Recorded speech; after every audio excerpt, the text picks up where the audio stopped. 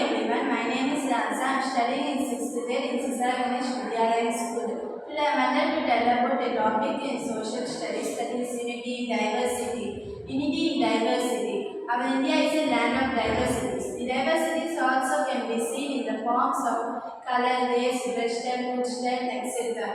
Indians respect the great philosophers and saints who were born in all the sides of India, like Dr. B.R. Ambedkar, Sarojini Naidu, Mahavira, Gautam Buddha, etc. Indians celebrate all festivals like Christmas, Holi, etc. by without disturbing other religious people.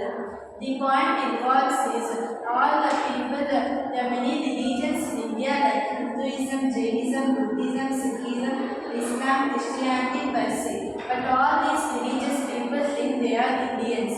This is known as unity in diversity. Thank you.